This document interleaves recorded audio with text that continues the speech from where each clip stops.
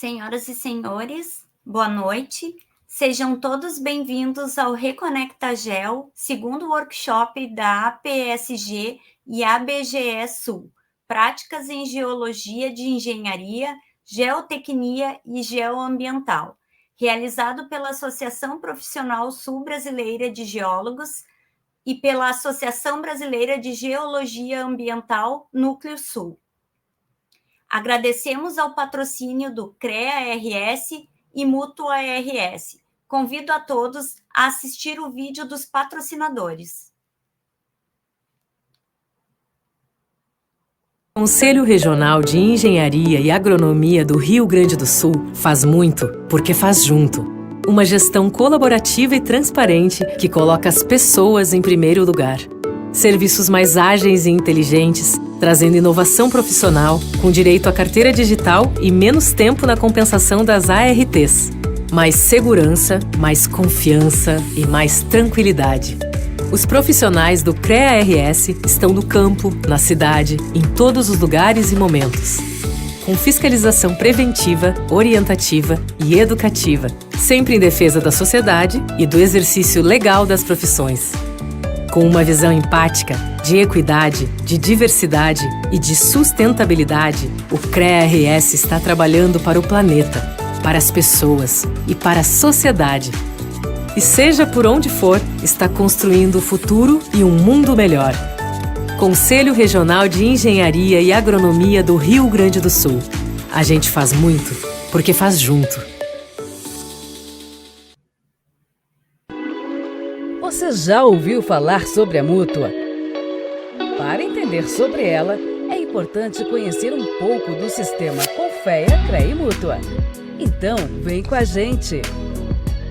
O Confea, o Conselho Federal de Engenharia e Agronomia, é a instância superior da fiscalização do exercício das profissões inseridas no sistema Confea, CREA e Mútua. Os CREAs, Conselhos Regionais de Engenharia e Agronomia, são responsáveis por essa fiscalização. Juntos, atuam para o aperfeiçoamento das atividades das profissões da área tecnológica, garantindo a prática legal das atividades, valorizando o profissional e protegendo a sociedade. Com isso, chegamos à Mútua. Ela é a Caixa de Assistência dos Profissionais do CREA, criada em 1977 pela Lei 6.496, a mesma que instituiu a Anotação de Responsabilidade Técnica, a RT. A Mútua tem a missão de dar o suporte essencial aos profissionais para alavancar a carreira, aquele apoio necessário em momentos difíceis e para realizar sonhos. É um grande diferencial na vida dos profissionais da engenharia, da agronomia e das geociências, poder ter acesso às inúmeras oportunidades que a Mútua oferece exclusivamente. E a Caixa de Assistência está aí para os profissionais do CREA de todo o país. Com a Mútua, investir no futuro e construir uma vida plena, benefícios sociais, previdência complementar exclusiva, além de planos de saúde e convênios com grandes marcas. Invista na sua profissão, nos seus sonhos e molde o seu futuro. A vida é mais completa com a Mútua, a Caixa de Assistência e Acolhimento dos profissionais do CREA.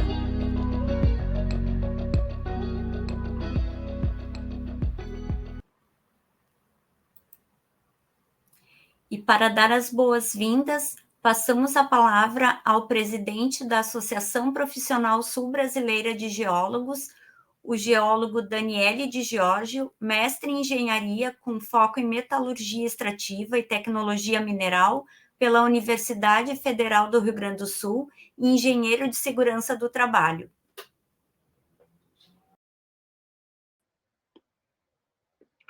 Boa noite a todos que estão nos seguindo nesse momento e um olá a todos que vão ter oportunidade de assistir a essa palestra mais tarde. Essa é a segunda semana começou a segunda semana desse primeiro ciclo e teremos uma palestra muito importante, assim, muito interessante do professor Álvaro, que é uma figura muito conhecida entre os profissionais da geologia de engenharia. A palestra será sobre a Serra do Mar, essa barreira que que tem uma extensão bem grande, pelo menos geograficamente, do Espírito de São Paulo, Espírito Santo até Santa Catarina. Talvez seja um pouquinho distante como realidade em relação ao Rio Grande do Sul, mas tenho certeza que alguns conceitos que o professor Álvaro vai explicar vão ser de grande valia para o profissional também aqui no Rio Grande do Sul. O professor Álvaro é uma figura muito reconhecida. A gente agradece ele também pela divulgação de vários livros que atualmente ele está fazendo por meio do site dele, ars.com.br. E, naturalmente, vamos agradecer essa oportunidade de ter essa palestra, graças aos nossos patrocinadores, o CREA-RS e a Mútua RS. Agora, vou passar a palavra ao professor Adelir, que vai apresentar em maiores detalhes o professor Álvaro.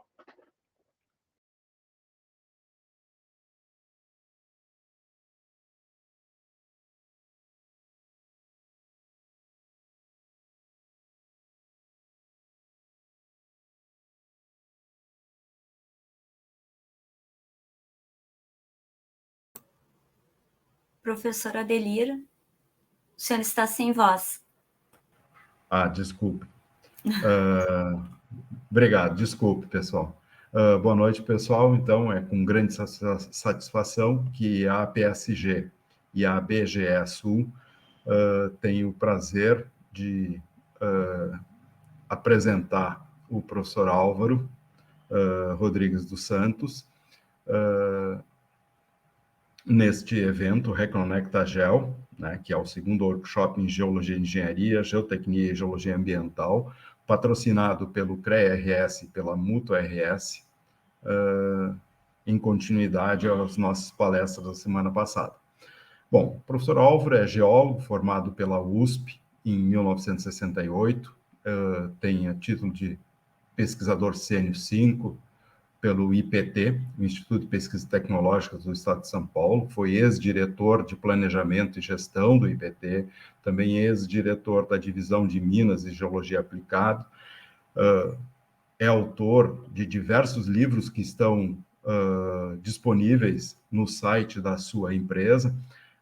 O último deles, né, colocado à nossa disposição, é justamente o tema da palestra de hoje, né, que mais ou menos, né, ele vai fazer a apresentação, e o Daniel está colocando isso disponível para vocês, para todo mundo, né, por meio do chat. Além disso, ele também é coautor de livros pela ABGE, pela FEBRAGEL, né, a nossa Federação Brasileira de Geólogos, né, e ele é atualmente consultor na área de Geologia de Engenharia, Geotecnia e Meio Ambiente. Ele é um dos criadores da técnica CallJet para proteção de solos contra erosão e recebeu o prêmio Ernesto Pichler da Geologia de Engenharia Brasileira. Atualmente, então, ele é diretor-presidente da empresa ARS Geologia Limitada e atua, então, como eu já falei, em Geologia de Engenharia, Geotecnia, Meio Ambiente, obras viárias, dutos, fundações, barragens, edifícios, né? Área de risco, cartografia geotécnica e risco geológico urbano, estabilidade de taludes, né? Enchentes urbanas, erosão, assoreamento e outras atividades que ele está vinculado. Então, sem mais delongas, né, vamos ouvir, então, o nosso grande mestre essa noite. Obrigado e boa palestra a todos. Professor.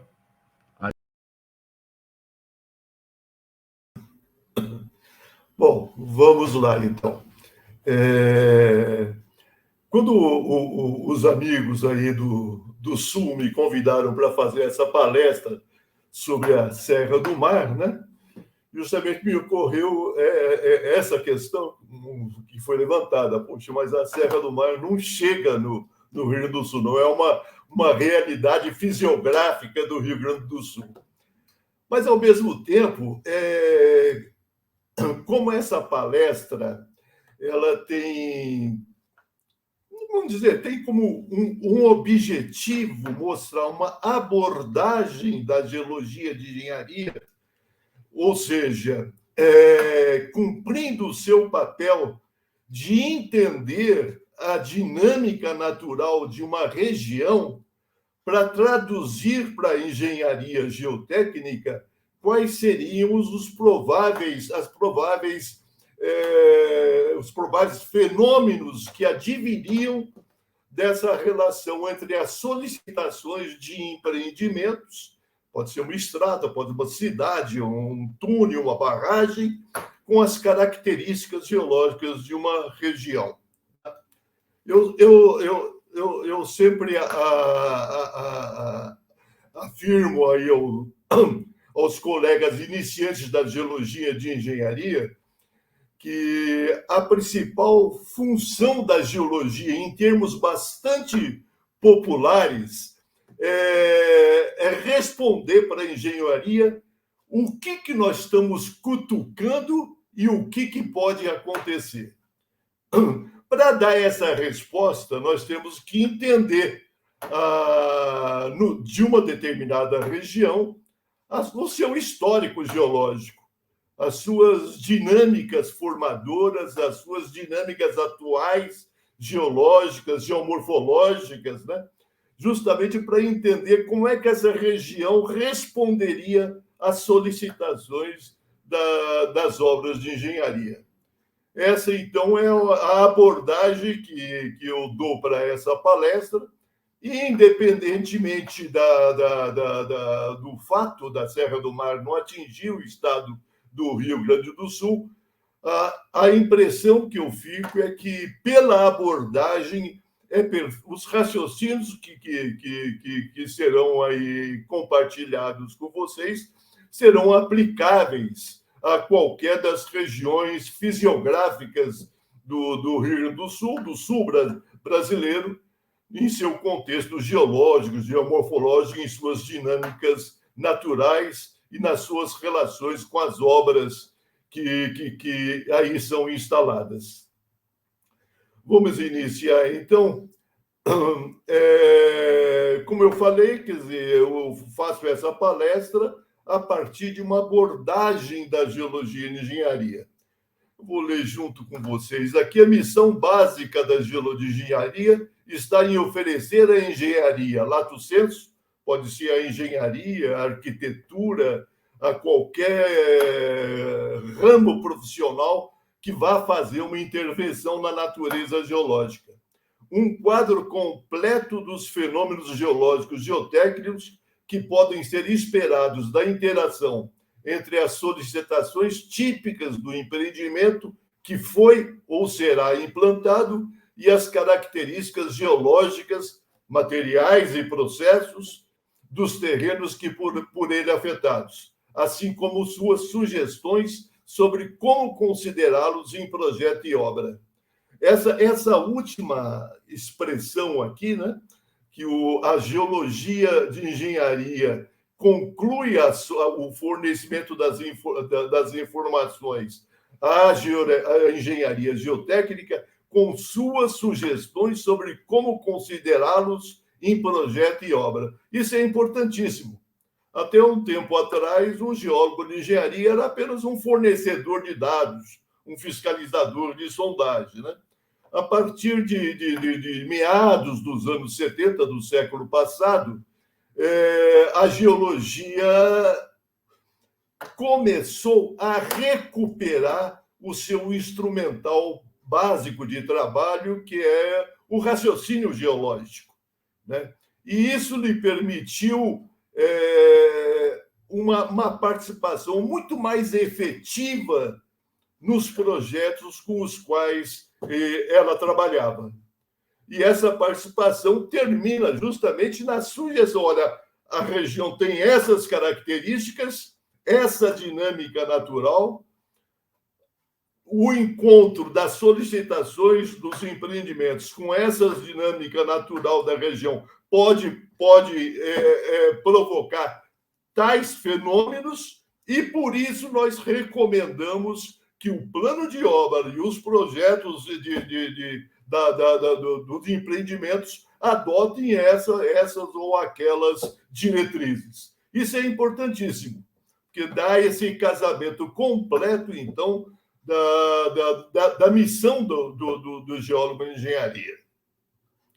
Bom, para cumprir essa missão, então, quer dizer, conhecer a região geológica que está sendo afetada por um empreendimento, né, para que todas essas conclusões possam ser possíveis. E aqui tem uma frase minha que expressa justamente isso. Nas ciências naturais e na geologia em especial, o primeiro e essencial passo está em descobrirmos e assimilarmos as leis básicas da natureza. Isso feito, as cortinas se abrem e a compreensão dos fenômenos naturais ou induzidos pelo homem surge clara à nossa frente. Vamos lá. Bom, a Serra do Mar, como vocês verão, é uma expressão geomorfológica que corre ao longo do litoral do Sudeste brasileiro, desde os limites do estado do Rio de Janeiro com o Espírito Santo até Santa Catarina, né?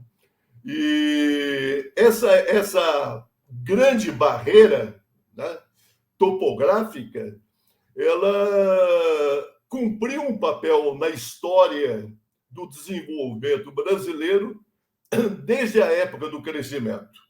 Vocês imaginem, aqui eu estou de costas para o mar nessa fotografia, e para entrar para o interior do país eu encontro essa barreira na minha frente. Então, até os indígenas tinham essa barreira como proteção de suas vilas que ficavam no Planalto.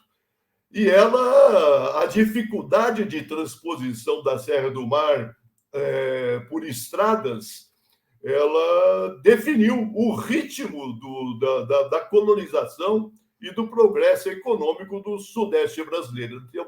Teve uma grande interferência no ritmo desse desenvolvimento. Umas características da Serra do Mar: maior corredor biológico contínuo da Mata Atlântica do país. Aqui, a Serra do Mar, ela cumpriu um papel de preservação da Mata Atlântica. A sua topografia acidentada criava um empecilho para a ocupação desse território definido pela escarpa da Serra do Mar. Quer dizer, fosse essa serra de uma topografia um pouco mais suave, nada dessa Mata Atlântica mais existiria. Então, nós devemos a essa conservação do que resta da nossa Mata Atlântica em todo o país, a essa topografia acidentada da Serra do Mar. Riquíssima em belezas naturais e biodiversidade vegetal e animal. A floresta da Mata Atlântica, a floresta umbrófila densa, chamada, né? Ela não fica nada a dever em termos de florestas, em termos de biodiversidade, a Mata Amazônica, né? Ela tem riqueza e talvez uma biodiversidade até maior do que a floresta amazônica. Ela cumpre um papel de regulação climática, tanto pela floresta como pelo relevo, em todo o Sudeste brasileiro. Proteção das encostas com erosão e escorregamentos. Esse é o papel da floresta. Nós vamos ver mais adiante como é que a floresta desempenha esse papel de proteção das encostas. Alimentação e abrigo de importantíssimos e numerosos mananciais de água doce, tanto em direção ao Oceano Atlântico como em direção ao interior do continente.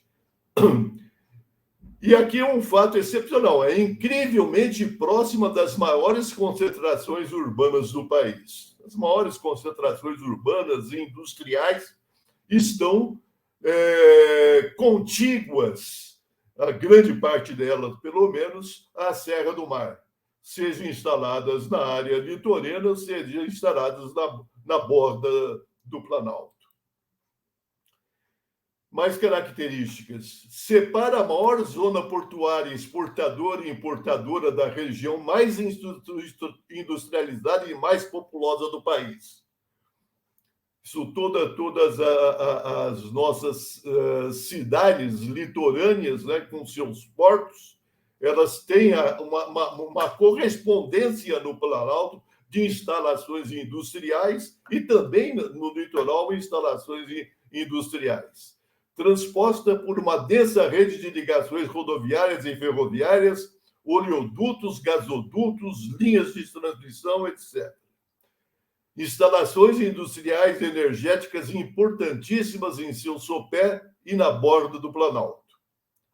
Essa condição logística vital para o país implica que toda essa infraestrutura instalada não pode, de forma alguma, ter sua funcionalidade e operacionalidade ameaçadas por acidentes geológicos ou técnicos, direta ou indiretamente provocados por formas indevidas da ocupação territorial da serra.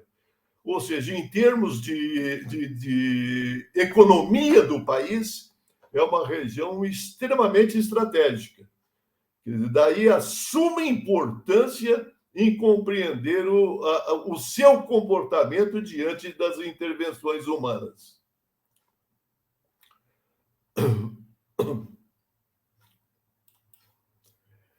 Agora nós vamos ver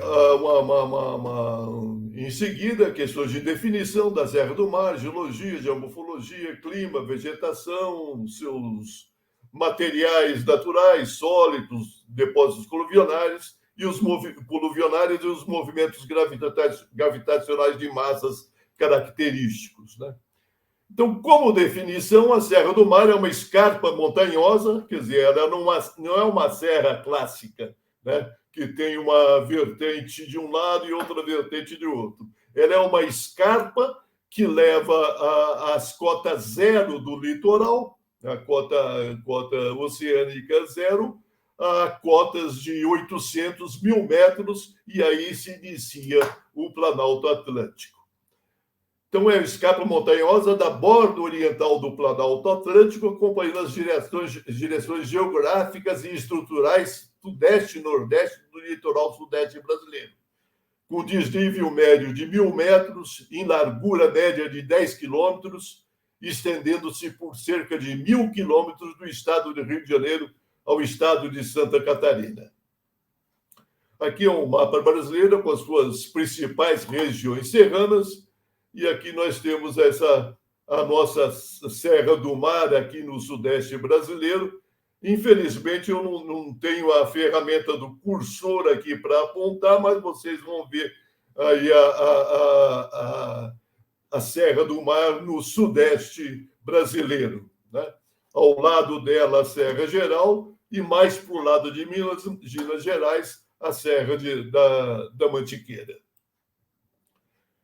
Ela tem denominações regionais. Santa Catarina, Serra do Itajaí, Serra do Tabuleiro. No Paraná, Serra da Prata, Marumbi, Graciosa, Ibitiraquiri. São Paulo, Serra do Mar, Juré e Itatins, Cubatão, Paranapiacaba. No Rio de Janeiro, Serra da Boicana, Serra dos Órgãos.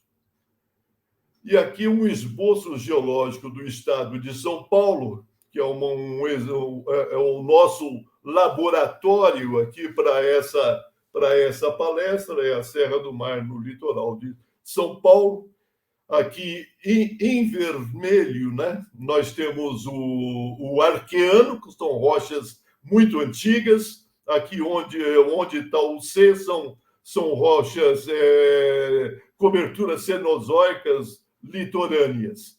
Então, a Serra do Mar ela está nesse domínio de rochas arqueanas, granitóides, gnáissicas, migmatíticas, né? Mas muito antigas.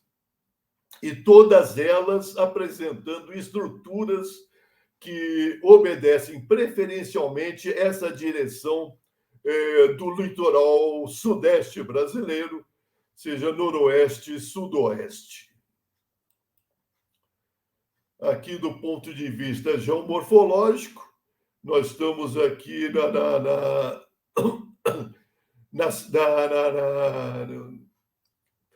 na província costeira, chamada província costeira, que é composta da serrania costeira, que são morros dispersos, isolados do litoral, a morraria costeira, que é a própria Serra do Mar, e a baixada litorânea. O clima, um clima tropical úmido, onde se destacam essas chuvas orográficas, né? São nuvens carregadas que são trazidas por ventos do oceano e encontram a serra, sobem, encontram ar mais rarefeito e frio e se formam, então, as precipitações da Serra do Mar. Serra do Mar das regiões de maior pluviosidade do país. A Serra em Paranapiacaba, por exemplo, chega a 4.000 milímetros ano, né, de chuvas. E isso ela determina, é um fator determinante do comportamento dinâmico da Serra do Mar.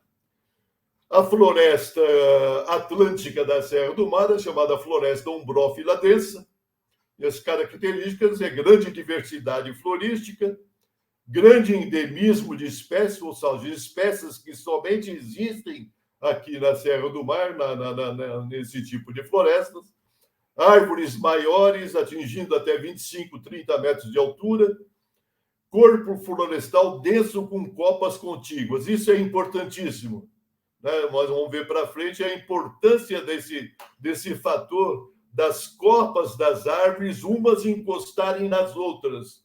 Ou seja, numa situação de vento, aquele esforço se esgota nas copas das árvores, não se transmitindo, né, como nos climas temperados, as raízes das árvores, não chegando a ameaçar arrancar uma ventania, arrancar uma árvore e provocar um deslizamento, um fenômeno qualquer de gravitacional. Ambiente interno sombreado, abafado e úmido. Eu quando me formei em 68, o IPT estava abrindo um concurso para contratar um geólogo para trabalhar no projeto de definição do traçado da rodovia dos imigrantes. Eu prestei esse concurso, fui escolhido e me internei na Serra do Mar, fiquei 2 anos e meio aí no meio dessa floresta, né? Então, eu ganhei uma intimidade muito grande e isso me levou a uma dedicação profissional grande a respeito desse meio físico geológico, desse meio físico ambiental brasileiro. Uma espessa serapilheira é aquela parte de material vegetal que fica no chão da floresta, né? Manto de restos vegetais que recobre o solo, cumpre um papel também importantíssimo na proteção dos solos. Interior florestal rico em samambaias, lianas, epífitas, enraizamento superficial e subsuperficial intenso e denso, que também cumpre um papel geotécnico extremamente importante.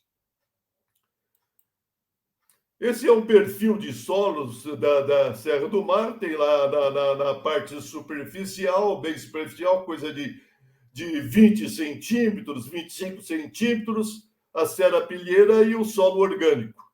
Depois um solo superficial pedologicamente evoluído e laterizado, coisa de 1 metro, 1,5 metros.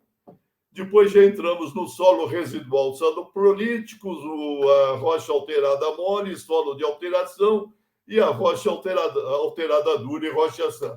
Essa é uma composição típica, né? Mas há uma variação muito grande, especialmente em independência da declividade das encostas da serra. Agora nós vamos ver as contribuições que os diversos grupos de pesquisadores deram ao conhecimento da Serra do Mar. Os geólogos clássicos, com textos voltados especialmente à interpretação da origem geológica e da evolução da orogenia da Serra do Mar. Os geomorfólogos, textos importantíssimos da identificação dos processos da dinâmica superficial. Os engenheiros geotécnicos, com textos preocupados com o equacionamento físico e matemático dos escorregamentos. E os geólogos de engenharia, especialmente a partir dos anos 70, com uma preocupação especial voltada em responder sobre quando, onde e como acontecem os deslizamentos da Serra do Mar. Essa é uma imagem de satélite espetacular. Essa é a nossa região de laboratório. Acima, lá no número 12, está a região metropolitana de São Paulo. No 13, nessa cor negra aí, é a Billings, que é um reservatório de Billings. No 14 é o reservatório do Rio das Pedras. Depois vem a escarpa da Serra do Mar. E aqui tem dois grandes vales, esse 7 e o 5. O 7 é o vale do Rio Cubatão e o 5 o vale do Rio Mogi. Né? O número 1, se vocês verem, é a rodovia dos imigrantes. Número 2 é a interligação da Imigrantes com a rodovia dos Anchieta, que está no número 3. Né? No Vale do Cubatão, do número 7, está a Estrada de Ferro Sorocabana. No Vale do Rio Mogi, que é o 5, está a Estrada de Ferro Santos Jundiaí. E aqui na Baixada, o 9 é Cubatão, 10 São Vicente e 11 Santos. Então, é nessa região aí que nós vamos passear um pouco aqui com uma abordagem da geologia de engenharia. Bom, o aporte dos geólogos, especialmente sobre a origem geológica da escarpa da Serra do Mar.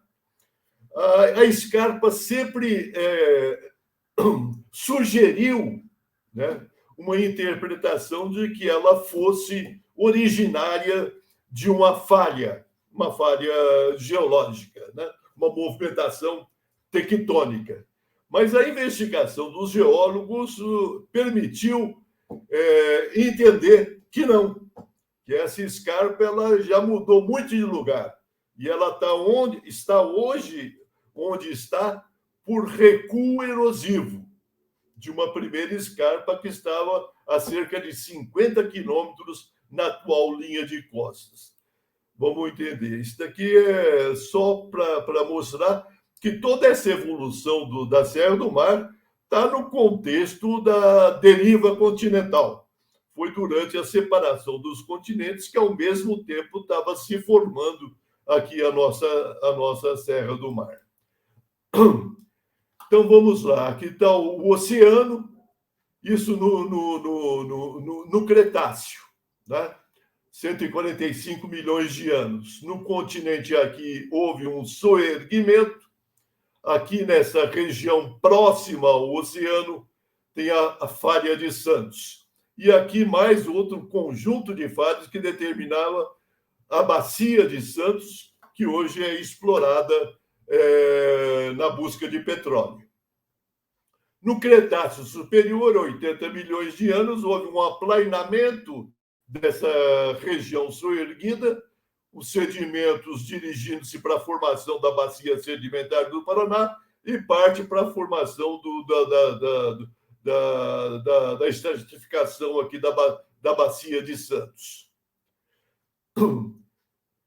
No Paleoceno, 65 milhões de anos atrás, era o fim do Cretáceo, houve a formação da proto-Serra do Mar por uma reativação tectônica da falha de Santos. Esse bloco aqui mais oceânico desceu, o oceano chegou até perto aqui da escarpa e se formou, então, essa proto-escarpa da Serra do Mar. E no Paleoceno, hoje, no Holoceno, que estamos no Holoceno, aliás, estamos já no Antropoceno, né?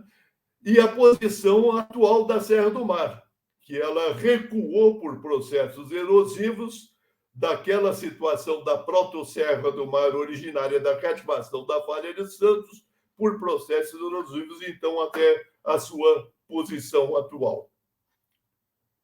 Nós devemos essa interpretação geológica aqui das origens da Serra do Mar ao grande mestre Fernando Marques de Almeida. Foi ele que conseguiu aqui, através de muita pesquisa, muita dedicação, claro, com outros auxiliares também, matar essa charada geológica da região, da origem geológica da Serra do Mar. Os geomorfólogos. Os geomorfólogos deram uma contribuição fundamental para o entendimento da dinâmica da Serra do Mar. E, basicamente, concluído que a escarpa da Serra do Mar ocupa sua atual posição como consequência de uma regressão erosiva a partir da formação daquele primeiro degrau. Isso daqui, agora, os geomorfólogos introduziram uma variável que foi fundamental para a compreensão da dinâmica dessa regressão erosiva da escarpa da Serra do Mar. Com o domínio da floresta, esses processos erosivos são atuantes sobre a escarpa da Serra do Mar, são parcialmente, quase totalmente contidos. Há muito pouca remoção de material da serra com o domínio da Mata Atlântica. Então, os geomorfólogos, por sua vez, mataram a charada e perceberam a importância das variações climáticas ao longo de todas essas dezenas de milhões de anos no processo de recuo erosivo da Serra do Mar. Então, durante momentos de climas áridos, né, caracterizados por eventos pluviométricos concentrados, é que havia os principais processos de remoção de material de solo da Serra do Mar, conduzindo esse material, então, para o sopé da Serra do Mar e formando todas as regiões litorâneas aí da planície costeira. Aqui, essa serra é a serra no Egito, né, do Canal de Suez. E ela é um exemplo de uma serra em processo de dessecamento erosivo sem nenhuma proteção vegetal. Era mais ou menos isso que acontecia com a nossa Serra do Mar, em situações de variação climática, em que a floresta atlântica, a floresta ombrófila densa, se reduzia a pequenos nichos, né, que iriam depois se espalhar e ser as matrizes da nova cobertura vegetal florestal da região da Serra, em momentos climáticos onde isso era permitido. Aqui está a escarpa da Serra do Mar, totalmente protegida por esse manto espetacular da floresta atlântica. Vocês veem que as feições erosivas são as mesmas, né, que existem aqui nessa imagem dessa serra sem nenhuma proteção do Egito. São cicatrizes que ficaram de momentos onde a serra estava desprotegida de sua Mata Atlântica. Então, essa foi a grande sacada da geomorfologia. As variações climáticas comandaram as diferentes intensidades com que o dessecamento erosivo provocava o recuo da escarpa da serra. Bom, desde o último domínio completo da floresta ombrófila densa, que é a situação atual, com predomínio dos parâmetros climáticos atuais, os processos mais ativos da dinâmica externa que esculpiu a escarpa da Serra do Mar estão significativamente contidos. O aporte dos engenheiros geotécnicos. Os engenheiros geotécnicos têm uma tarefa ingrata, né? Que é matematizar os fenômenos de tal forma que eles possam ser equacionados nos projetos geotécnicos. É claro que é uma tarefa bastante difícil, né? Pela impossibilidade de você tratar uniformemente todos os horizontes de solo e rocha da Serra do Mar. Há uma variação tremenda, tanto vertical como horizontal, tremenda, né? Que desafia esses cálculos de estabilidade, e esse é um desafio que foi aceito e cumprido aí pelos nossos colegas de trabalho, os engenheiros geotécnicos. Então, o esforço no equacionamento físico-matemático dos movimentos de massa a partir da medição ou inferência dos parâmetros geotécnicos intervenientes, como coesão, atrito, condições de percolação de água intersticial, condições geométricas dos taludes e o seu tratamento das teorias e métodos de modelos de análise de estabilidade propostos por especialistas da mecânica dos solos e da mecânica das rochas. Ao mesmo tempo, quer dizer, a preocupação da engenharia geotécnica, dos nossos colegas engenheiros geotécnicos, foi o desenvolvimento de métodos construtivos adequados ao comportamento geológico e geotécnico da Serra. Aqui eu não vou ler aqui, são conclusões tiradas pelos nossos principais engenheiros geotécnicos, Milton Vargas, Celso de Carvalho, Cláudio Vole, outro do Celso de Carvalho aqui, sobre essa questão da dedicação desses engenheiros na matematização dos movimentos, na compreensão e na matematização dos cálculos de estabilidade. Me parece que essa palestra poderá ficar, da minha parte, por exemplo, ela poderá ficar à disposição de quem queira tê-la como um documento de consulta. Aí eu até sugiro que vocês leiam isso com mais vagar, com mais cuidado, para ter essa compreensão melhor do papel desempenhado pelos engenheiros, dos engenheiros geotécnicos. O aporte dos geólogos de engenharia. Bom, partimos daquele princípio geral. Somente a partir do perfeito entendimento da dinâmica externa natural da Serra do Mar será possível prever e superar exitosamente os fenômenos geológicos geotécnicos naturais e aqueles decorrentes das intervenções do homem em suas. A geologia de engenharia se preocupou, então, em elucidar o onde, o como e o quando ocorrem os principais movimentos de massa das encostas da Serra. Bom, eu não falei de início, mas o principal fenômeno natural da dinâmica de evolução de encostas da Serra do Mar são os movimentos gravitacionais de massa. Então, esse, desde o início, é o nosso foco de atenção. Aqui eles são necessariamente classificados em dois grandes tipos: os movimentos naturais e os induzidos por algum tipo de ação humana.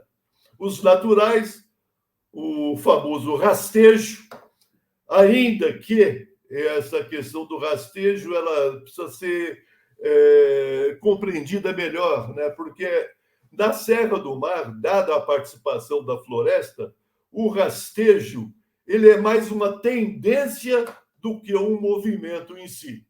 Você tem cortes aí feitos pelas estradas que, se fosse para imaginar o rastejo proposto, que ele foi até quantificado em 2 centímetros a 12 centímetros por ano, que o solo, aquela capa de solo superficial se movimentava ao longo das encostas, Num corte, você verifica que isso não acontece.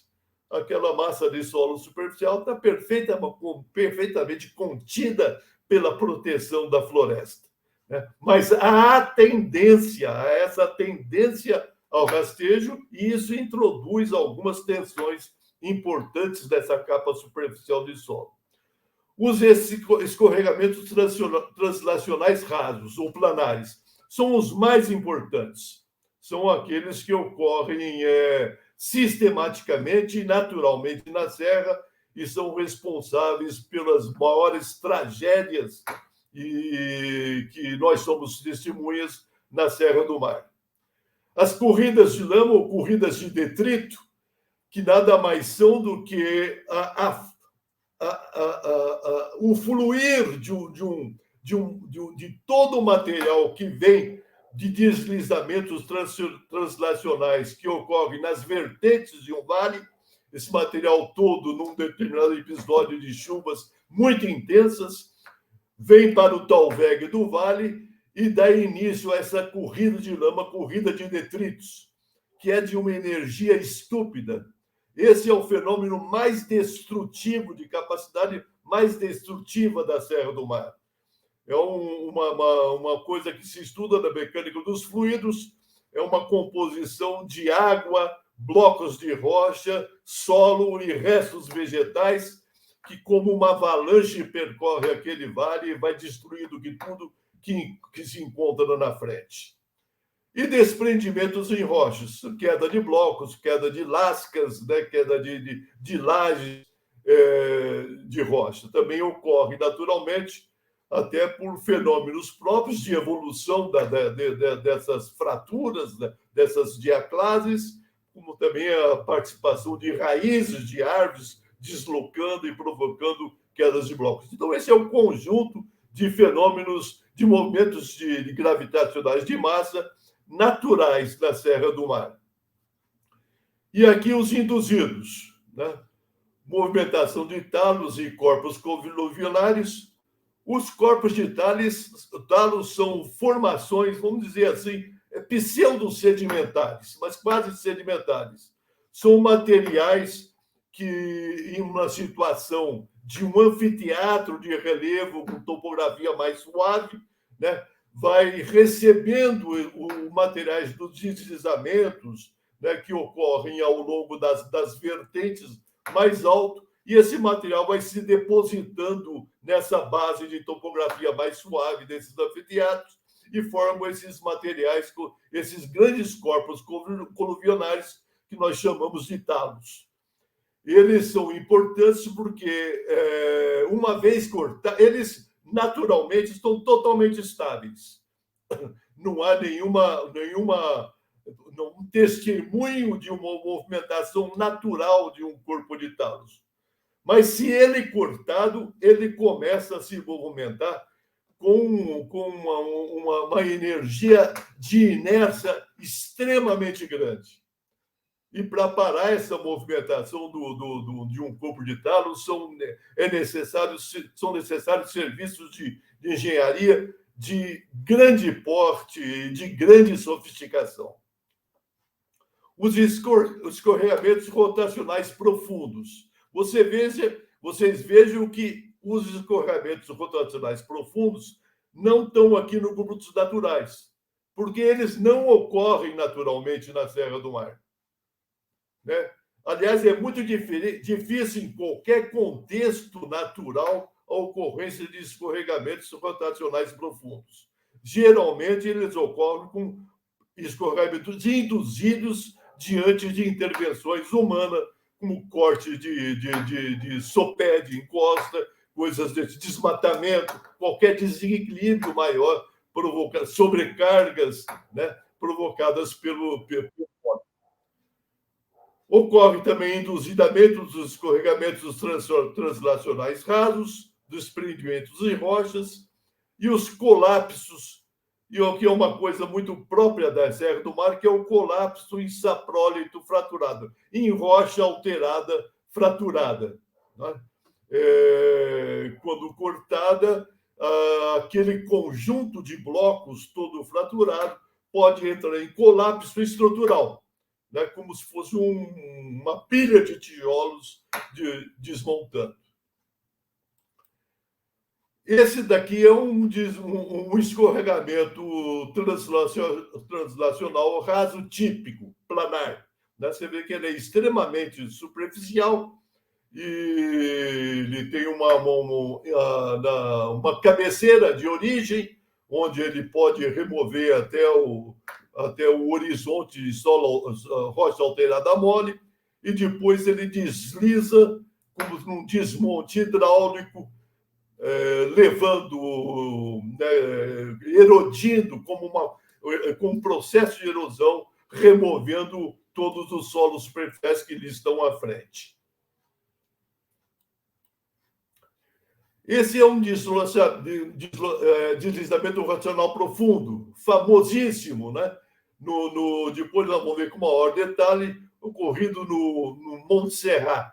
Monte Serrat faz parte dos morros isolados, né, que estão na região de Santos, em São Vicente. São morros isolados, mas que têm a dinâmica natural da Serra do Mar.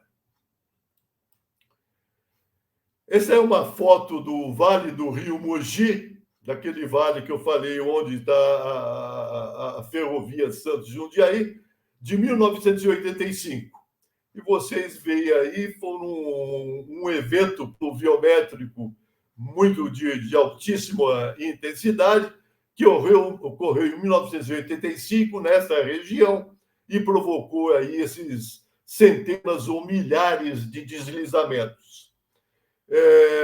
Eu peço que vocês prestem atenção nessa imagem e percebam uma característica fundamental que foi preciosa para a compreensão do como e do onde esses deslizamentos planares ocorrem. Vocês podem perceber que praticamente todas as cabeças, né, o início dos deslizamentos se dá muito próximo à crista dos espigões. Espigões são essas línguas, né, que descem desde do alto da serra até a parte baixa da serra, e essas cristas dos espigões, então, são as regiões preferidas logo após o início da sua descida para as vertentes, né, do vale formado. É uma região de preferência para o início dos deslizamentos. Essa é a mesma foto, vocês podem ter essa mesma percepção dos deslizamentos iniciando-se na crista dos espigões. Esse é Caraguatatuba, é uma cidade aqui do estado de São Paulo, litorânea, também na Serra do Mar, e foram um fenômeno, né? Quer dizer, um evento de um número enorme de deslizamentos, provocando inúmeras corridas de detritos, que destruiu praticamente boa parte aqui da cidade e praticamente toda a rodovia SP-99, que ligava a Via Dutra a Caraguatatuba. E aqui a Serra das Araras, no Rio de Janeiro, também em 1967. Outro evento de uma pluviosidade extremamente intensa, que aqui foi a rodovia mais atingida, foi a rodovia Dutra. Aqui teve mais de 2.000 vítimas fatais e ainda cerca de 500 pessoas que não foram encontradas, que estão aí soterradas por todo esse material de deslizamento. Aqui eu foi um comentário, aproveitar e fazer um comentário para vocês.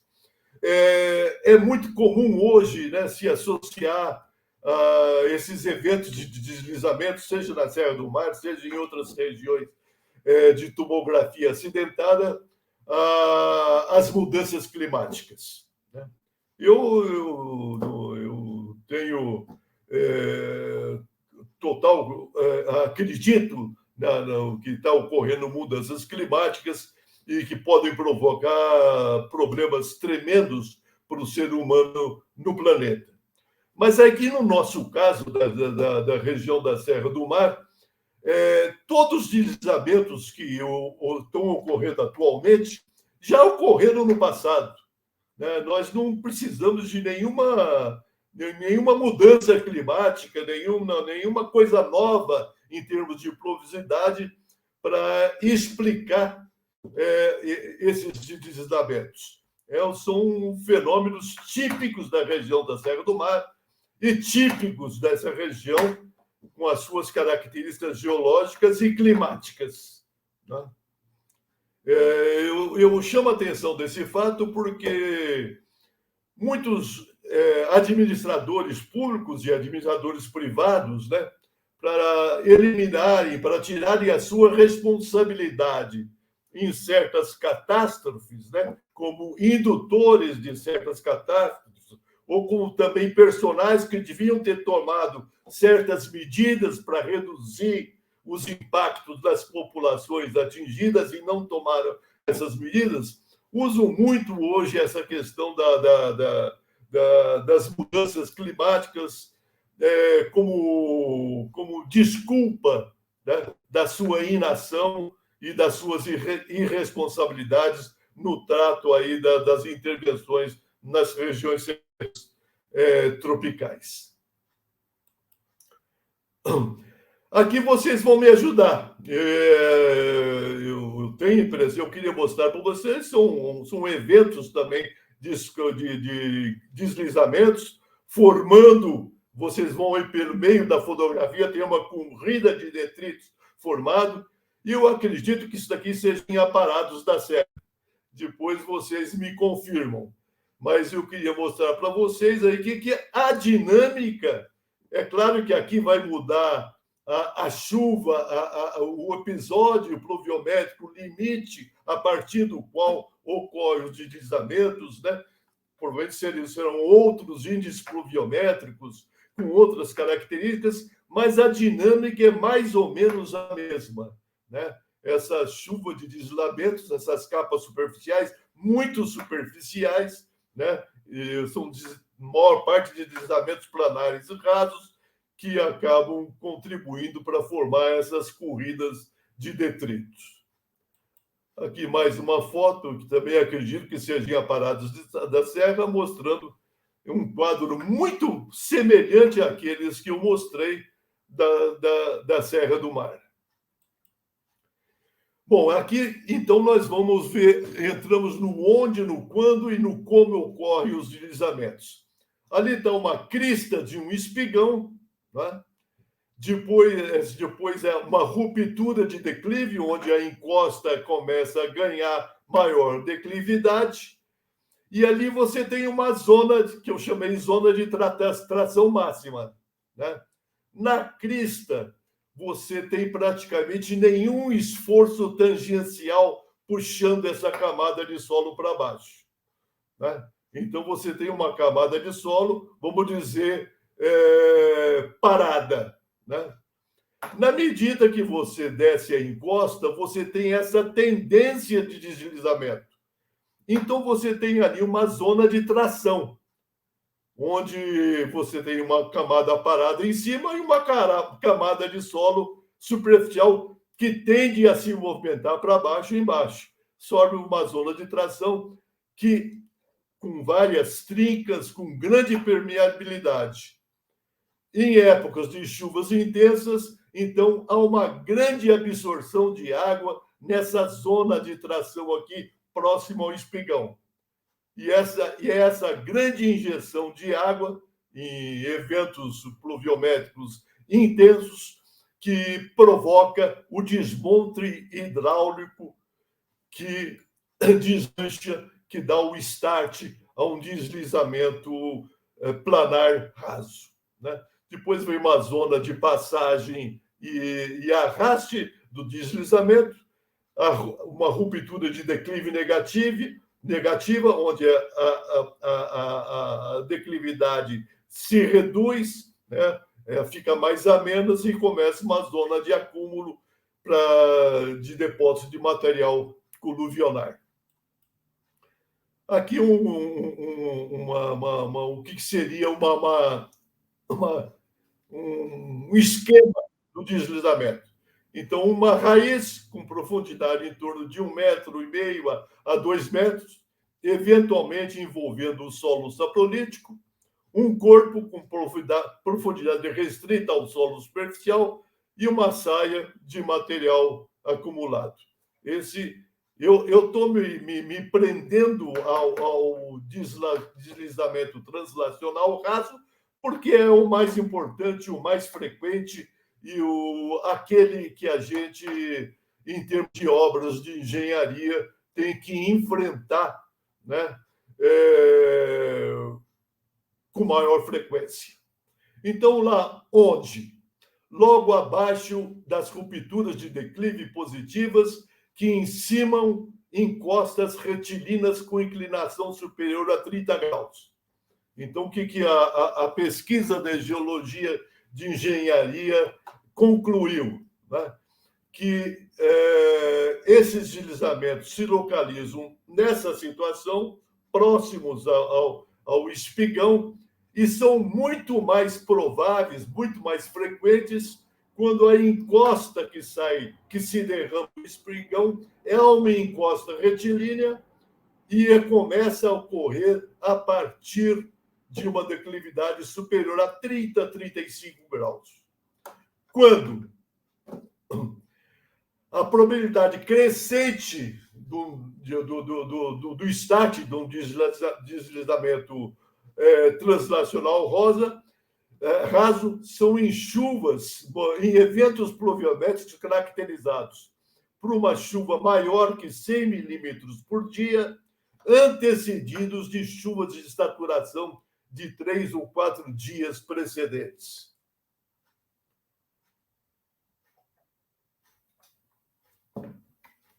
Aqui cabe chamar a atenção do seguinte: vocês percebam só, não é um evento pluviométrico. Se não houvesse essas chuvas de saturação de 3 ou 4 dias precedentes, é muito provável que esse evento de mais de 100 milímetros por dia não provocasse deslizamentos.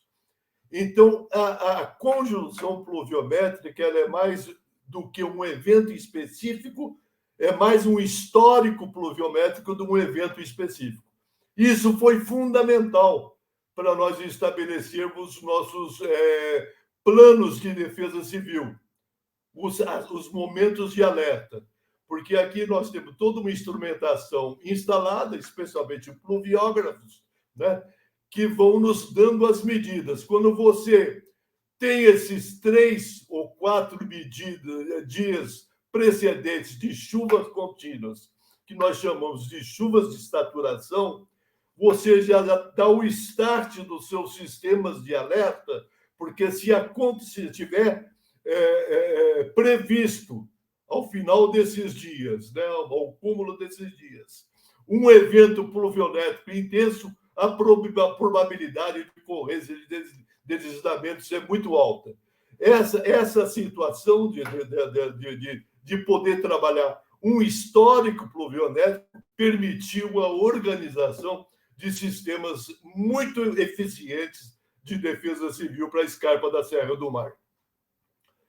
O como, a faixa de é aquilo que eu expliquei para vocês, né? Daquela zona de tração em que, em momentos de chuvas intensas, há uma injeção violenta de água que satura instantaneamente aquela faixa perto da crista do espigão e dá o start, então, ao desmonte hidráulico. Aqui a floresta, vamos falar um pouco da floresta, é uma foto típica da floresta, mostrando essas copas todas juntas e contíguas, né? Vocês vão ver a importância disso daqui para a compreensão do comportamento aí das encostas da Serra do Mar. O papel da floresta na estabilidade das encostas. Impede a ação direta das gotas de chuvas no solo através das copas da serapilheira. Impede a ação erosiva do runoff, ou seja, do escoamento superficial da água, através de raízes superficiais e da serapilheira. Retém, por molhamento de todo edifício arbóreo e da serapilheira, parte da água da chuva que chegaria ao solo. Dilui no tempo o acesso das chuvas ao solo. Retira por absorção e devolve à atmosfera por evapotranspiração parte da água infiltrada no solo. Isso aqui é fundamental. Agrega, coesiona e retém os solos superficiais através de uma formidável malha superficial e subsuperficial de raiz. É como se essas raízes fossem uma tela de aço, né, ancorada, presa com tirantes nas encostas da Serra do Mar. Esse é o papel da floresta, e os desmatamentos numa região serrana como a Serra do Mar, eles dão início, né, pela floresta perder essa função de estabilização, de contenção das encostas, dão início à intensificação dos processos erosivos, e dentro desses processos erosivos, os deslizamentos são o principal fenômeno. Aqui é uma foto mostrando um corpo de talos. A composição do corpo de talos é típica, né? É uma massa de solo, uma matriz de solo, silto, argilo, arenosa, com bloco, né? E, como eu falei para vocês, ele, na natureza, ele é totalmente estável, mas uma vez ele cortado por uma intervenção humana, ele pode se colocar em movimento, impondo uma dificuldade muito grande para a sua contenção. Esse é um dos mapeamentos que nós fizemos de definição do traçado da rodovia dos imigrantes. Em azul são corpos de talos, né? E o traçado pôde, então, ser alterado no sentido de desviar, sempre que possível, dos corpos de talos, para que não ter esse problema de ter que cortar e ter que conter os corpos de talos. Isso é uma foto de uma parte final de uma corrida de detritos, essa avalanche de todo esse material com extremo poder destrutivo. Essa corrida, por sinal, atingiu a refinaria da Petrobras na Baixada Santista e provocou prejuízos tremendos aí na ferrovia, com possibilidade muito próxima de desastres com explosão de tanques e coisas desse tipo. Isso daqui também é uma foto típica, viu? Tamanho de blocos mobilizados por uma corrida de detritos. Imagine vocês aí o poder destrutivo desse evento. Aqui também um exemplo de material. O número aqui foi cada quadratura, o número de materiais, de galhos, de troncos de árvores que ela mobiliza junto com material terroso e rochoso. E aqui nós vamos voltar um pouco para compreender aquele deslizamento do circular profundo, gravíssimo, matou muita gente, do Montserrat, em Santos. Essa foto de... Deixa eu pegar aqui, tirar aqui.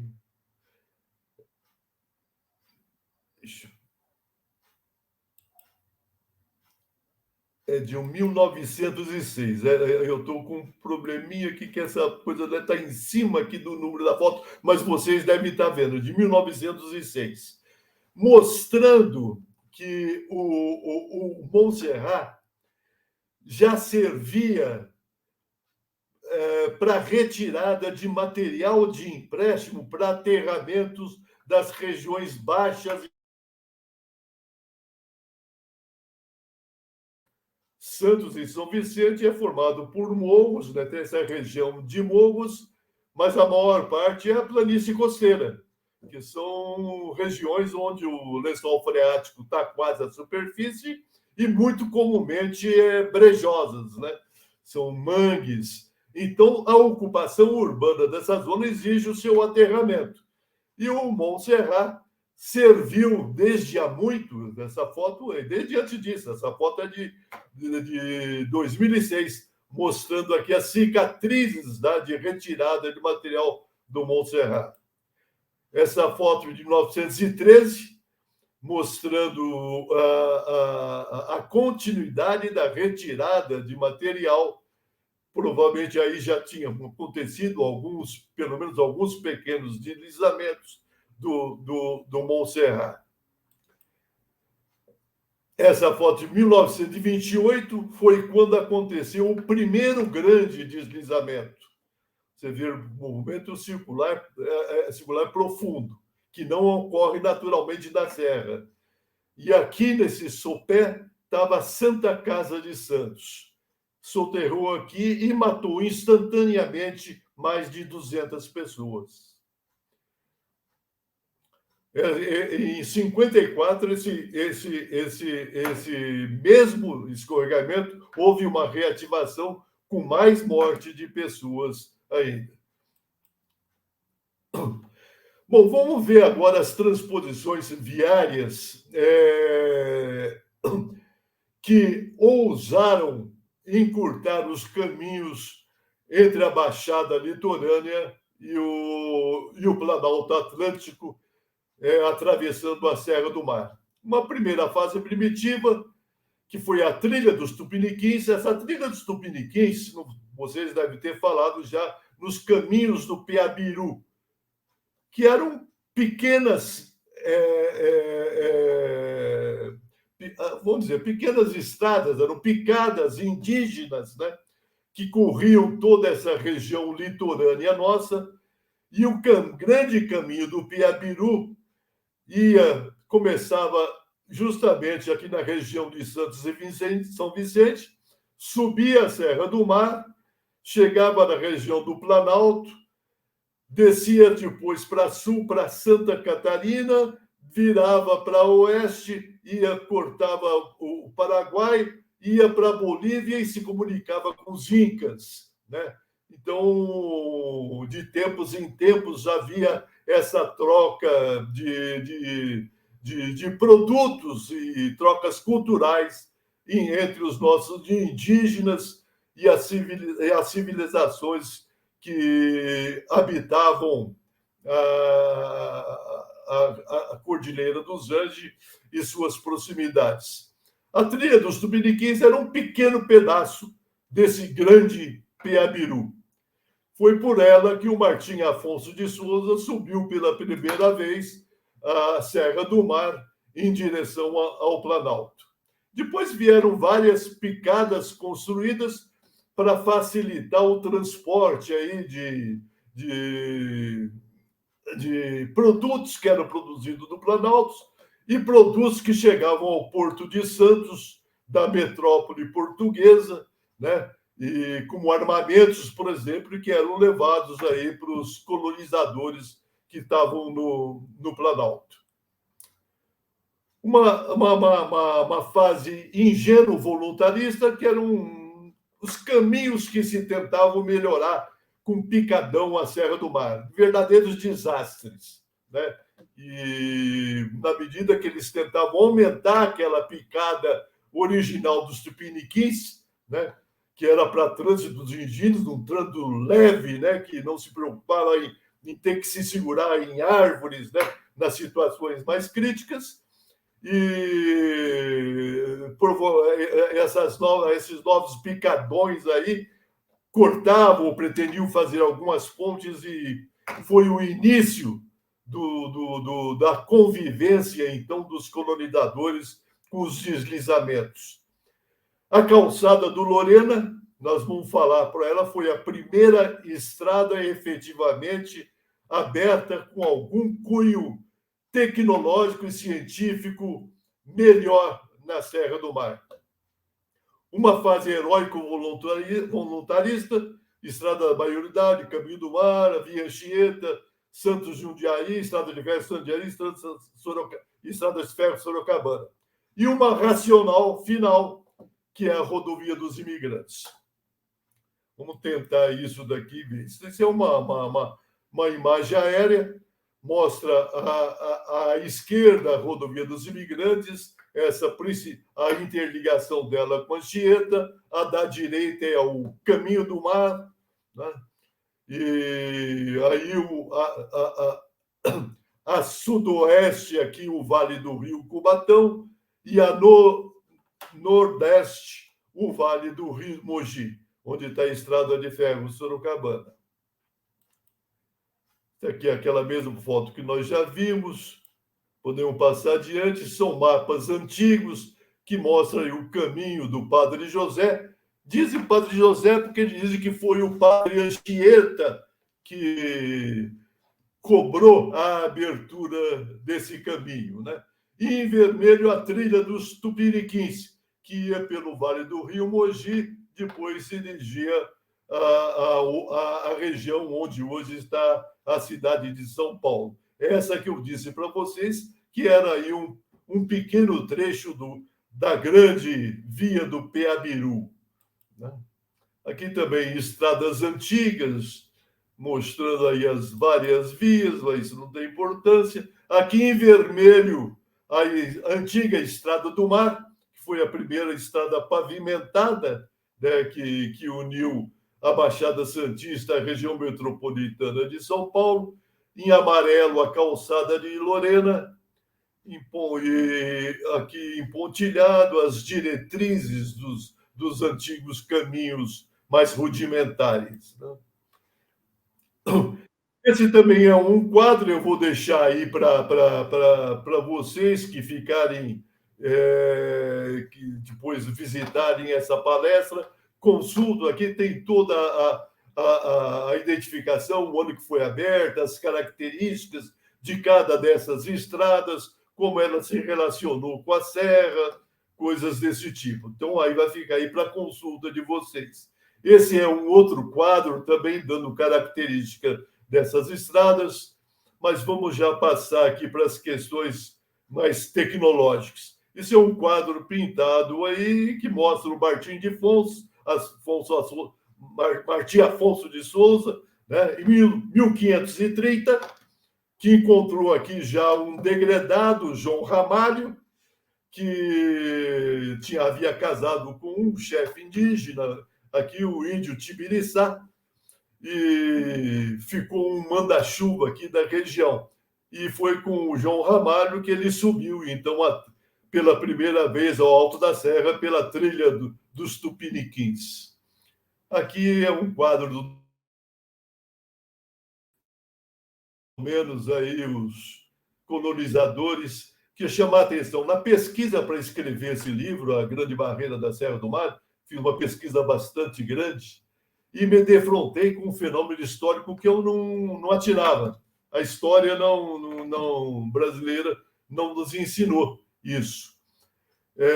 Quando nós falamos da escravidão, nós já vem a lembrança da escravidão dos negros.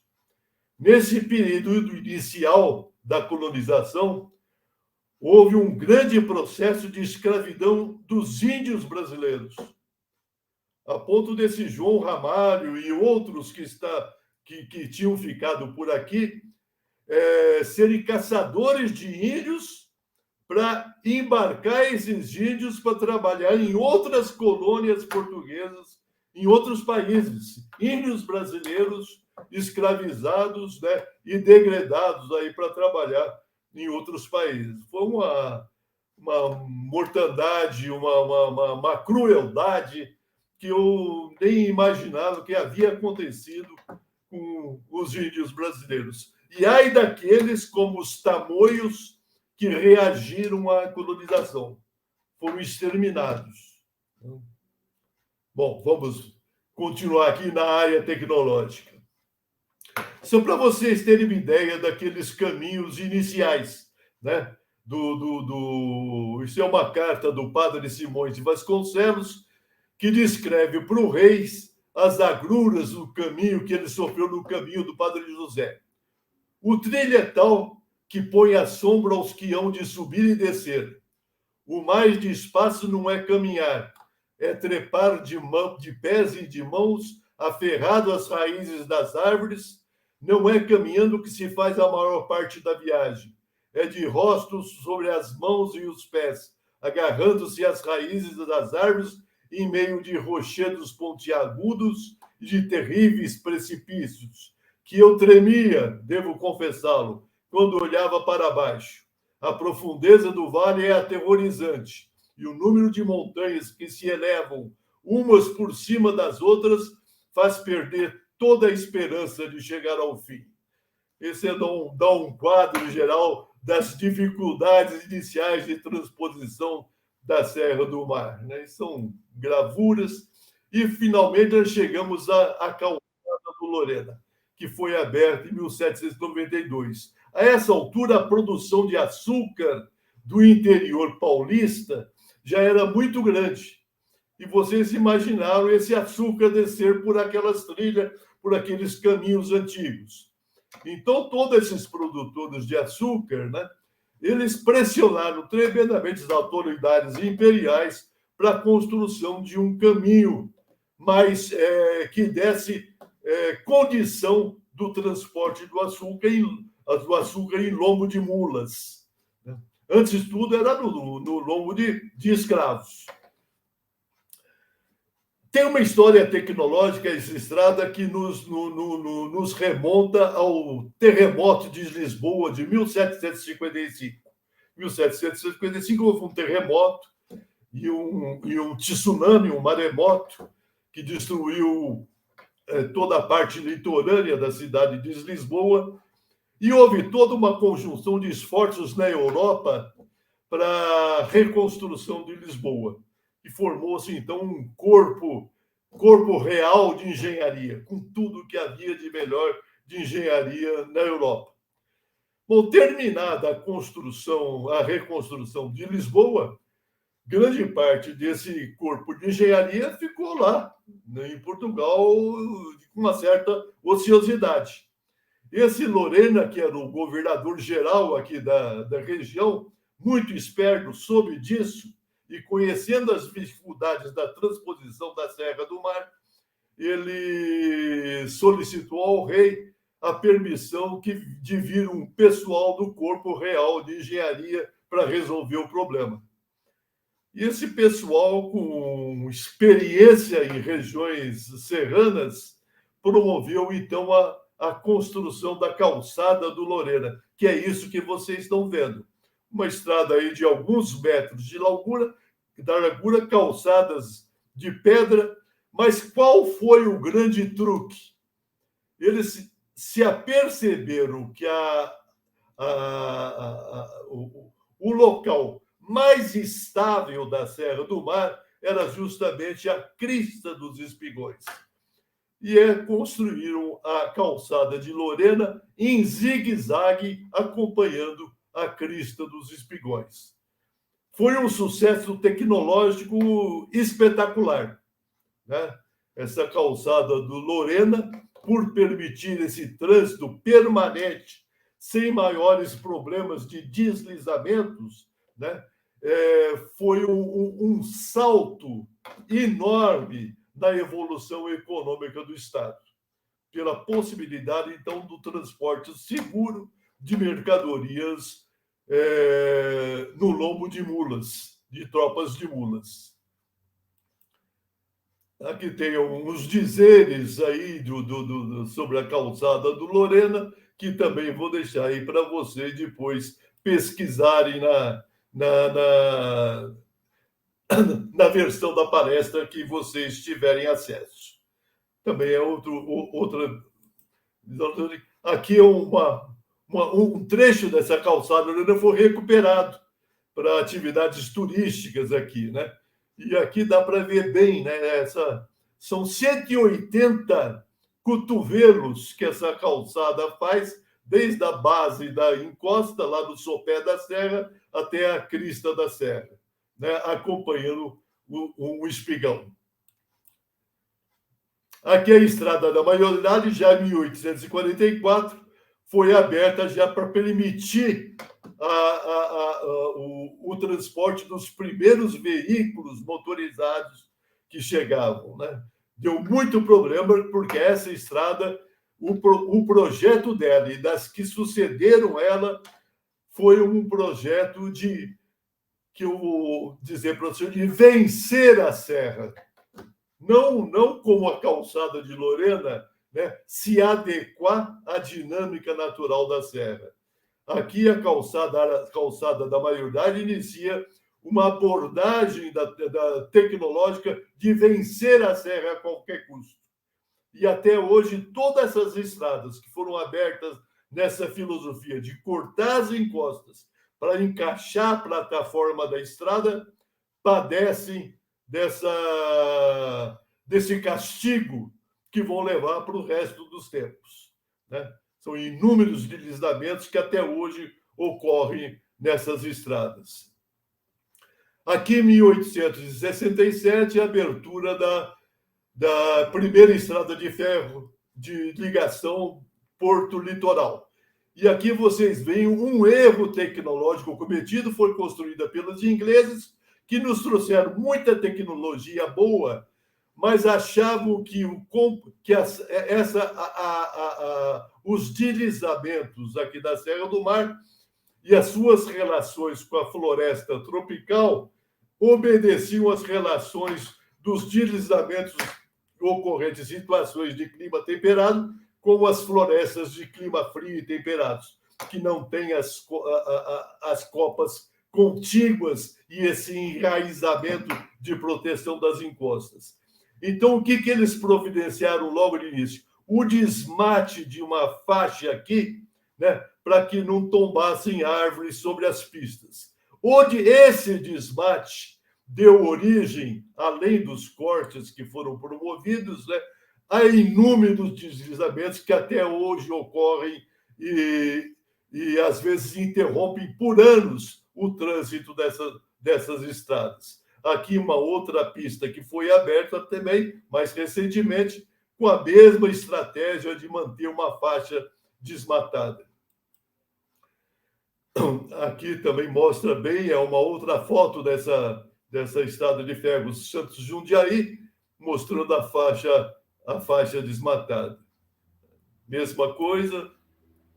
Aí o sistema de cremalheira, só uma curiosidade, pequenos túneis, a maior parte eram cortes, os maquinários, sistema de cremalheira, e várias obras que os ingleses trouxeram, né, e introduziram na tecnologia viária brasileira para contenção de encostas, né? E aí os deslizamentos que ocorrem, né, que sempre acabam ligando, se ocorrem e se iniciam na pista ferroviária superior, acabam atingindo a pista ferroviária inferior também, e assim reciprocamente, né?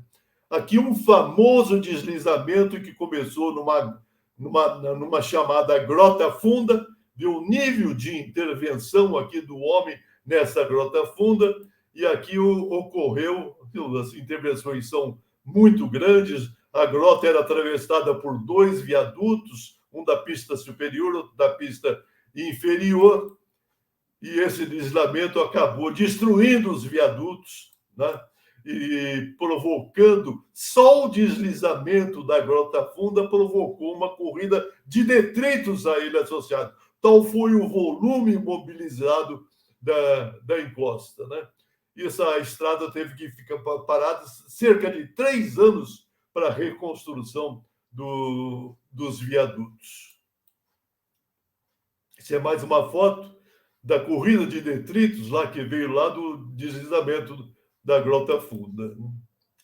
Isso daqui, em 1918, o primeiro Caminho do Mar, que é uma estrada também para propiciar o tráfego dos primeiros veículos motorizados, mas que, infelizmente, eu digo infelizmente, mas os conhecimentos da época levaram a essa solução de engenharia equivocada. Não tinha outra opção, porque eles não tinham os conhecimentos que nós tivemos hoje e que deram base ao projeto da rodovia dos imigrantes.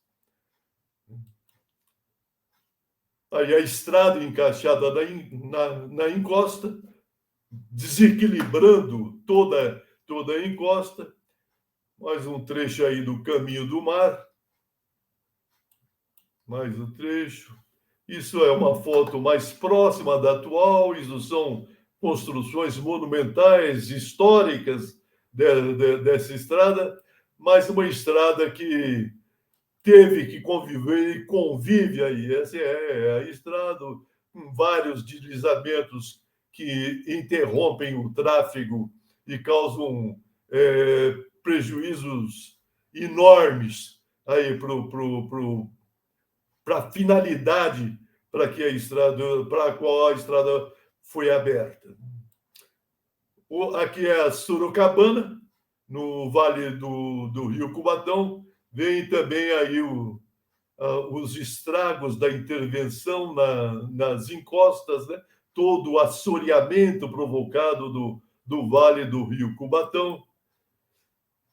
Essa era a tecnologia da época, nós temos que ver isso, né? Não é que eles erraram, era a tecnologia que estava à disposição dele naquela época e levou a uma atitude heróica de tentar vencer a serra sem compreender a dinâmica natural da serra. Aqui uma coisa que acontecia, um erro clássico que acontecia comumente, aqui um corte, e todo corte, o material não era retirado, que sobrava desse corte, era lançado em costa abaixo, né? E provocava outra situação potencial de deslizamento. Até hoje ocorrem deslizamentos nessas estradas associados ao material que foi jogado em costa abaixo quando dá abertura dessas estradas. Aqui é uma foto tirada de uma pista da Via Anchieta, e lá no outro lado do vale nós vamos ver a grande faixa desmatada associada à estrada de ferro Sorocabana. Não dá outra, né? Aí são inúmeros deslizamentos, né, que ainda ocorrem.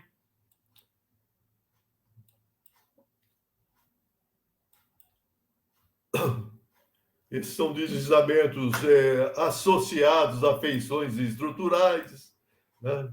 Esse tamponando completamente a boca de um túnel. Até hoje, essas estradas ainda são razoavelmente ativas e enfrentam esse tipo de problema. É para o resto da vida, né? Essa é a Via Anchieta, que foi uma revolução viária, permitindo o tráfego de qualquer veículo motorizado no trecho da Serra do Mar, mas que também, até hoje, arca com vamos chamar, equívoco de projeto, porque também foi uma estrada aberta com essa filosofia, né? Isso daqui foi o Caio Dias Batista, foi o secretário de obras da época, né? E essa frase dele aqui traduz a abordagem que ele teve. A serra foi vencida, né, com a inauguração da Anchieta. Ou seja, o negócio era uma guerra contra a serra, né? Não se partiu de uma confluência de entendimentos. Você respeitar a serra na sua dinâmica natural e bolar um projeto, né, uma concepção de obra adequada a essa dinâmica natural. Paga-se até hoje um preço. E não só aqui nessas estradas, em todas as rodovias que atravessaram ou que correm ao longo do litoral sudeste brasileiro, como a Rio Santos, todas as estradas aí do sudeste, do Paraná, Santa Catarina, que bordejam a Serra do Mar e que também foram abertas dentro desse equívoco de projeto. Vejam, isso daqui é a abertura da Anchieta. Veja o estrago que eles faziam, é um estrago regional, colocando em desequilíbrio toda a região, colocando em movimento todo esse material de solos mais superficiais que estavam anteriormente contidos pela floresta ombrófila densa, né? Isso mostra também as obras da Anchieta, o agravame que elas impunham às encostas da serra, né? Outra foto dos tempos de abertura da Anchieta, e aí a Anchieta com a sua filosofia de se encaixar, né? Alguns viadutos, poucos túneis, 2 túneis, de se encaixar, a maior parte da estrada encaixando sua plataforma através de cortes na encosta. É claro que a natureza foi desequilibrada e os deslizamentos nada mais são que recursos da natureza para achar uma nova posição de equilíbrio. Esse é um deslizamento muito recente na via Anchieta, que ocorreu justamente numa situação em que o material de corte, quando da abertura da antiga história, jogou toda a sua sobra sobre a encosta da serra. Isso veio a escorregar agora. Esse escorregamento aqui interrompeu o tráfego pela pista sul da Anchieta durante meses. Mas escorregamento, isso daqui já é a rodovia dos imigrantes aqui embaixo, e essa daqui é a rodovia e essa, eu estou pondo o cursor aqui, mas vocês não estão vendo o cursor. Mas em cima nessa foto, caraminholando, fazendo esse caracol, é a rodovia Anchieta, né? Ela vai se encaixando na serra aí através de cortes. Mais embaixo, de maior porte, é a rodovia dos imigrantes, que basicamente se desenvolve em túneis e viadutos.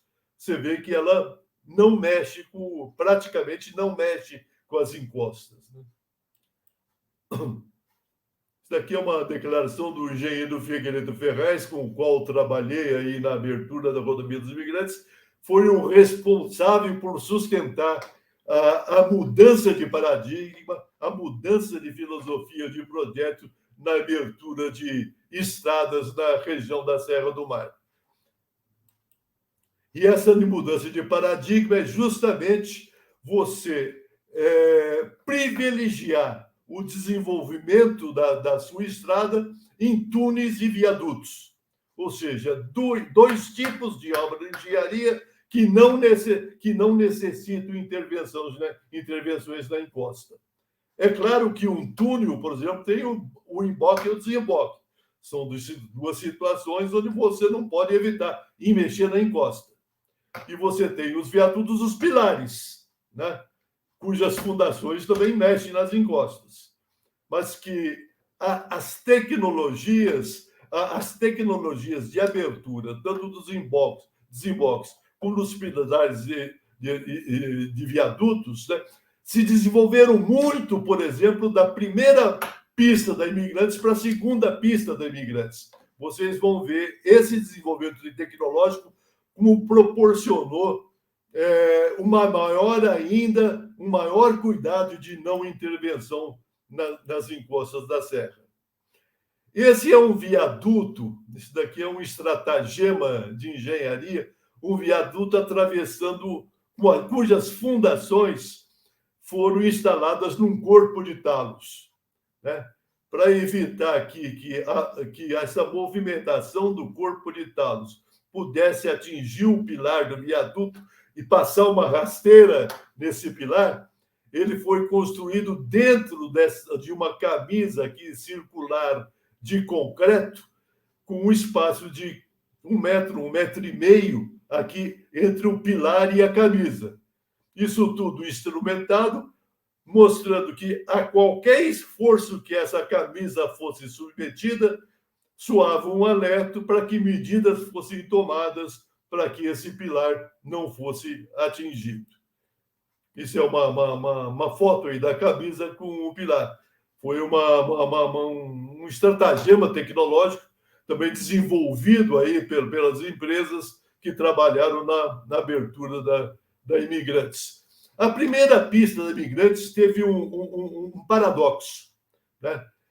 Apesar da estrada ter adotado uma filosofia de não intervenção nas encostas, privilegiando túneis e viadutos, as estradas de serviço que foram abertas para a execução da obra não cumpriram essa missão, esse objetivo, e acabaram arrebentando a serra em muitas situações, provocando inúmeros deslizamentos. Esse daqui é um acontecimento de vários deslizamentos provocados por estradas de serviço que quase levaram os pilares desse viaduto. Aí, mais imagens. Quero chegar, mais imagens da abertura da Imigrantes, mostrando as estradas de serviço trabalhando de uma forma diferente da própria filosofia imposta pelas estradas. Aqui também uma foto mostrando vários deslizamentos ocorridos durante a abertura da Imigrantes por força da abertura das estradas de serviço. Lá do outro vale do vale, a nossa velha Sorocabana e seus deslizamentos. As bocas de túneis tiveram que contar com grandes cortinas atirantadas para conter o desequilíbrio aqui imposto pela abertura dos emboques e desemboques de túneis, né? São obras dos emboques. Esse é o assoreamento do Rio do Cubatão provocado pela abertura da Imigrantes. E aqui a grande diferença. A primeira pista ascendente, né, que foi entregue em 1976, ela trabalhou com 11 túneis, né, e 20 viadutos.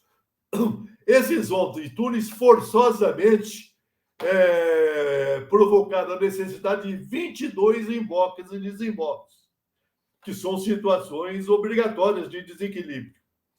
Na pista descendente, qual o truque que foi utilizado para minimizar esse problema dos emboques e desemboques? O traçado foi enfiado para dentro do maciço. Com isso, os túneis foram muito maiores, né? Foram túneis de mais de 3 quilômetros, os maiores túneis viários já abertos no Brasil, e apenas 3 túneis, ou seja, de 22 emboques e desemboques, nós passamos para 6 emboques, né? Isso deu um alívio tremendo nos desequilíbrios associados a emboques e desemboques. E os viadutos também contaram com um avanço tecnológico que propiciaram o afastamento dos pilares, diminuindo, então, o número de fundações necessárias, ou seja, o número de ações necessárias de desequilíbrio das encostas da serra. Aqui os patamares construídos desses viadutos eram lançados até o outro viaduto, né? Não exigindo patamares intermediários aqui. São métodos construtivos extremamente avançados que foram adotados aí na Rodovia dos Imigrantes, e é nossa torcida que isso se torne paradigma para todas as obras viárias das regiões serranas tropicais brasileiras, né?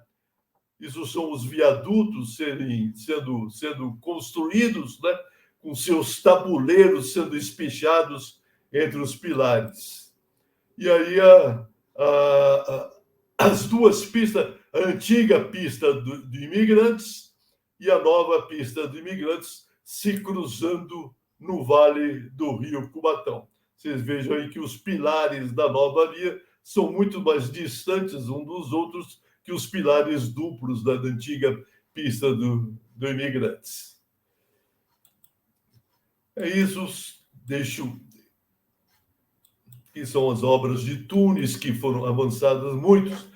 Só chamar a atenção para esse finalzinho da palestra, que no âmbito da Serra do Mar, em termos viários, né, nós conseguimos atingir uma filosofia de projeto, os paradigmas de projeto, que minimizaram tremendamente as situações de risco de deslizamentos, de confrontação com deslizamentos na Serra do Mar, nas obras viárias, no que se diz respeito às expansões urbanas sobre a Serra do Mar, vinda de cidades situadas na Baixada litorânea, ou vinda de cidades que bordejam a borda do Planalto, e em nada avançaram nesse sentido. Né? E aqui se chama a necessidade para a participação também da geologia de engenharia. Aqui, por exemplo, são esses bairros aí nas encostas da serra, são bairros que ficaram desde os tempos da construção das Anchieta e que são cenários permanentes de deslizamentos e mortes de pessoas.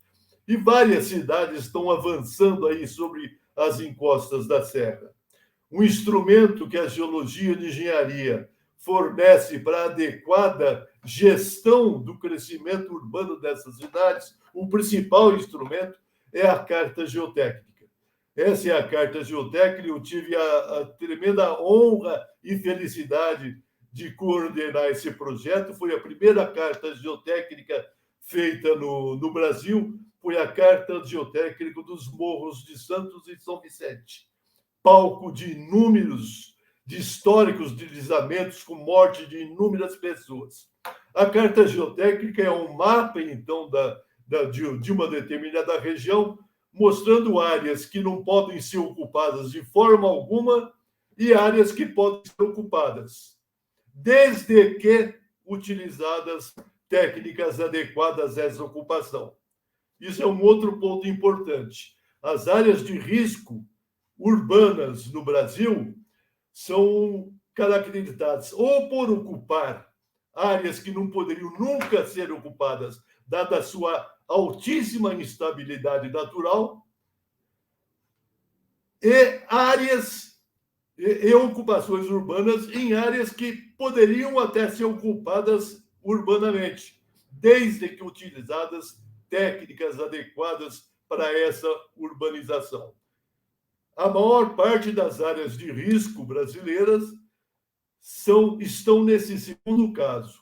Áreas que poderiam ser potencialmente urbanizadas, mas que são urbanizadas com a utilização de técnicas totalmente inadequadas. Daí a importância maior ainda da Carta Geotécnica e dos critérios construtivos associados e que acompanham a Carta Geotécnica.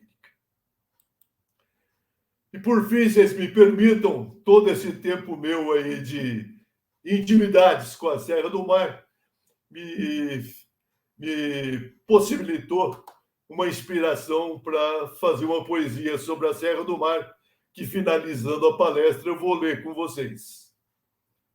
Imponente e deslumbrante escarpa, de duras rochas maciça, és mistério, és esfinge, és uma deusa impondo terror, pasmo e cobiça.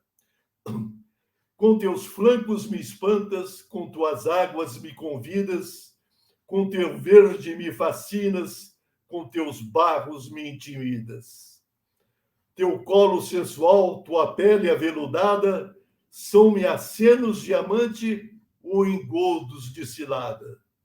Talvez seja esse o teu capricho, por temer a humana orgia, nega-te como pouso de chegada, já transformando em odisseia uma mera travessia. Um abraço para todos e muito obrigado. Desculpe aí o tamanho da palestra, mas é a única forma de dar para vocês um contexto geral das relações do homem com as regiões serranas tropicais.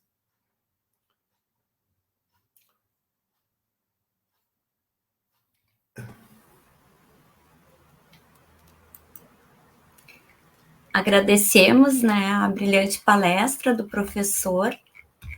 Vamos dar continuidade, então.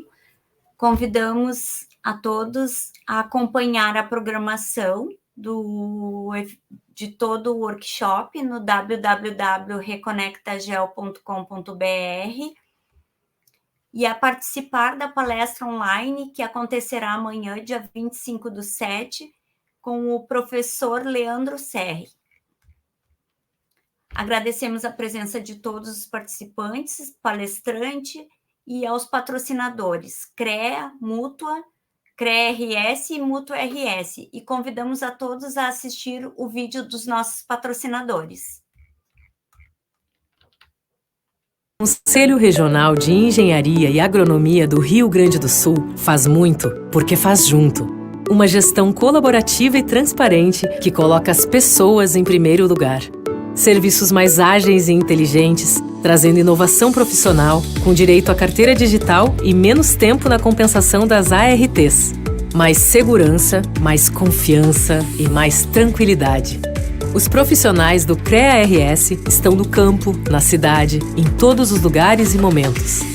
Com fiscalização preventiva, orientativa e educativa, sempre em defesa da sociedade e do exercício legal das profissões. Com uma visão empática, de equidade, de diversidade e de sustentabilidade, o CREA-RS está trabalhando para o planeta, para as pessoas e para a sociedade. E seja por onde for, está construindo o futuro e um mundo melhor. Conselho Regional de Engenharia e Agronomia do Rio Grande do Sul. A gente faz muito porque faz junto.